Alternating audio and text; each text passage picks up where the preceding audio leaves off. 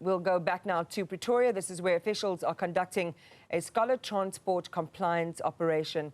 This is an attempt to address ongoing safety issues, and our Nqobile Mdlala is there live with the latest. Nqobile, what's happening? Well, Iman, just as we start in the operation already, they have highlighted that some of these vehicles are not supposed to be on the road. And in fact, the vehicle that you see behind me is one of those that are going to be discontinued. But I want the HOD to give us more details with regards to the vehicle that is currently that they are working on. HOD, if you can just give us details, what have you found here? Walk with me. All right. What we have found in the bus was a bus that is terribly overloaded. The capacity of the bus is 66 learners sitting and 12 standing. You'd remember that the law provides specific guidance in terms of how you count learners that are at a specific age. So we took that into consideration. However, we have found that over 40 learners this bus was overloaded by over 40 learners. So what we are currently doing, we've gotten hold of the bus company that they must bring an additional bus that is going to take the extra learners to the school. This bus will be allowed to go to go and drop off the learners. We have issued citations for overloading. It will be allowed to go to the school to drop off the learners. However, we are impounded because this is unacceptable. And what does this mean when you impound this bus? What does this mean now? We take it to our pound where the bus will be kept until such time that the owners will come through, release it on the basis of the citations that we would have issued.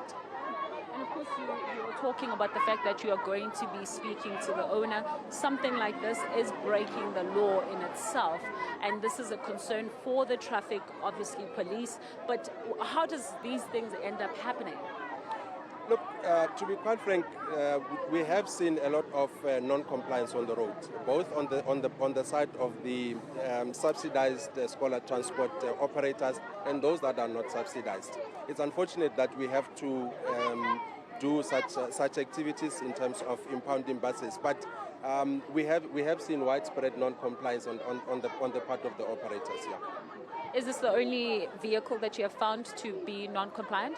I beg your pardon? Is this the only vehicle that you have found to be non-compliant? We've impounded 5 already since we've started. This is the 5th bus that we have that we have impounded, and the operations will be continuing for the rest of the day, including when the kids come back from school. On the other ones, what were sort of issues that you had seen? Some of them is drivers that did not have the PRDPs. Some of them was buses that did not have the operator licenses. But largely it's about overloading. Thank you very much for that. Well, Iman, that is continuing on the ground. So one of the vehicles that has been impounded. It's not the only one. We're told that there's about 5 of them that have already been impounded. And Iman, you remember that we did say that we just started about 5-10 minutes ago, and already 5 vehicles have already will already be impounded. And this vehicle in itself, we're told that it's overloading. And this is a bus that is used by children, which means it's part of the scholar transport, and they're looking at the safety of these children. If they are overloaded, there's sort of a lot of issues that could arise from the overloading. But also we're hearing that documentation is one of the major issues that they're also seeing. Already we have seen some of the officials, they're handing out fines already to those that are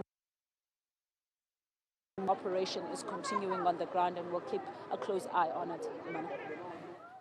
Nqobile, thank you, and pardon for the glitches there. It happens in a live situation.